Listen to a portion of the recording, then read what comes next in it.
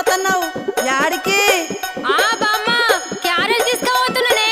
క్యారేజీలో చేపల కూర కమ్మటి వాసన వస్తుంది. మీ పోరనికా? ఏ నువ్వు ఊకో బామ్మ, పోరడంట పోరడు. మా అన్నకు తీసుకుపోతున్నా.